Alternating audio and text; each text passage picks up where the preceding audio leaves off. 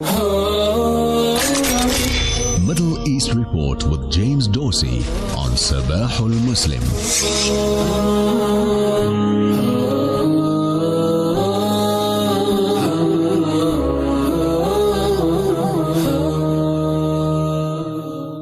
James, good morning. Welcome. Good morning. Pleasure to be with you. So Israel may win the Gaza war militarily, but politically it has already lost. Indeed, there's little doubt at this point that Israel obviously has the military upper hand at enormous cost of civilian life and destruction. But nonetheless, politically, however, in terms of the court of public opinion, it has already lost. There's an interesting caveat to that, which is that the protests that we're seeing across the Middle East and across other parts of the world only erupted after the bombing on the Al-Ahli hospital, whoever was responsible for that. It took 10 days of indiscriminate Israeli bombing of the Gaza Strip to bring people out in the streets.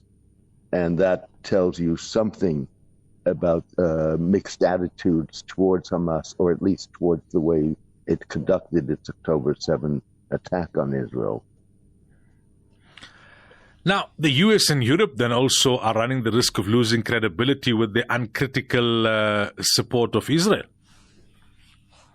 Indeed. So Israel is losing reputation and image, or seeing its image and reputation severely tarnished by the continuous pictures of what the effect is of the Israeli bombings in Gaza.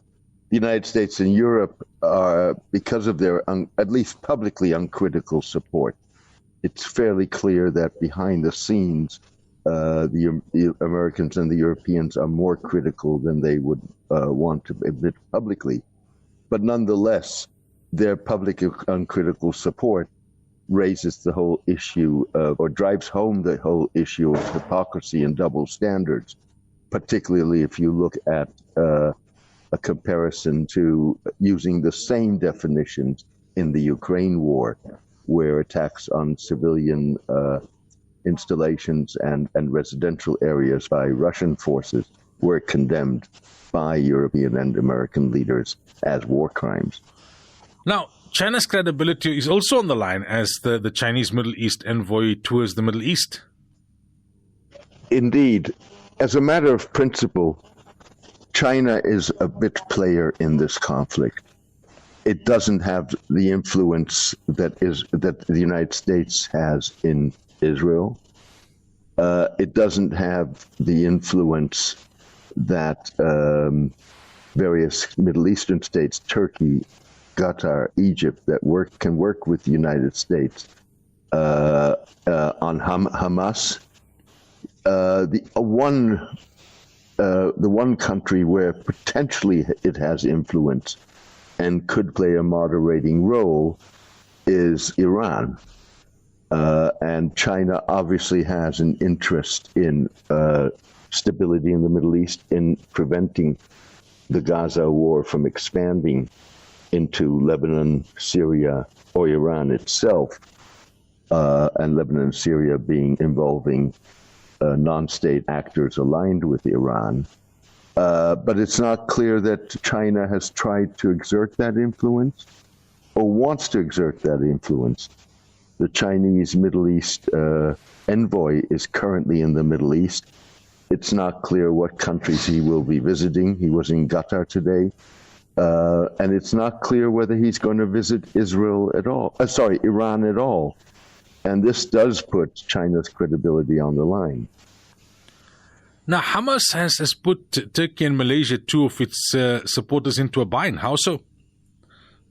Indeed. So there are three countries where Hamas has offices and is allowed to operate. One is Qatar, but Qatar takes in a special position because Qatar is, or was for the longest period of time, Israel's gateway to Hamas, if you wish. it was at Israeli requests that Qatar funded government salaries, for example, in Gaza, which are Hamas salaries for all practical purposes. That's different with Turkey and Malaysia, both of which have Hamas operations, but there's no tacit understanding on the Israeli or the U.S. side of why they are there. In the case of Turkey, it has reduced to some degree Hamas's activities. It's mid-level Hamas figures that are primarily resident in Istanbul. In Malaysia, it's very different. There, the Prime Minister Anwar Ibrahim has come out and defended, after the October 7 attack, the presence of Hamas in Malaysia. And obviously, both those countries, it's just a question of time, are going to come under international pressure, and particularly Western pressure, to close down the Hamas operations. What's your thought in terms of what's likely to happen in the coming days? Are we likely to see a ground operation by Israel? I don't see how the Israelis cannot do a ground operation. In a sense, they have talked themselves into a corner. The question is, what does a ground operation mean? With other words, that could be hit-and-run attacks. It could be a very limited incursion, or it could be a full invasion. The problem with a full invasion is, what's your exit strategy? There is really no alternative in terms of a governing structure to Hamas in the West Bank. The Palestine Authority doesn't have a great deal of credibility. Israeli occupation would be a disaster for Israel. And the idea that you would bring in a third party to govern the region until it can be turned over to a Palestinian state, be that the United Nations or Arab countries, is not going to be accepted either by the Arabs, and in the case of the UN, certainly not by Israel. The other complicating factor is, how does Hamas respond? How does Hamas and how do Iranian allies respond to a ground invasion? Hamas could start executing hostages, which will really significantly aggravate the situation. And Hamas allies could try and take off the pressure on Hamas or reduce the pressure on Hamas by opening fronts either in Lebanon or in Syria. And that, of course, brings Hezbollah is not that free to do that, both because Lebanon is on the verge of collapse, and many Lebanese feel this is not our war. And the question is, to what degree does Iran want an escalation? What is Hamas's military capacity to withstand a full-scale invasion? I think ultimately they won't, or they're not able to withstand it. The issue is not, in my mind, is not whether Israel can physically destroy them.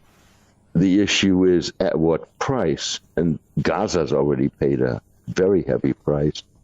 This would involve house-to-house fighting, which is the worst kind of war you want to fight, because that is the war with the highest number of casualties. With other words, also high Israeli casualties. And at the end of the day, if you don't have an exit strategy, on top of which you can root out Hamas physically, but as an idea, as a movement, you are not able to root it out, and what may come after Hamas could be far worse. All right, James, as always, thank you so much for your time and for the update. We really appreciate it. It's always a pleasure, even if this is a gloomy picture. Indeed. Well, listeners, you can go to jamesmdorsey.net and read up on the various articles that James has on his website.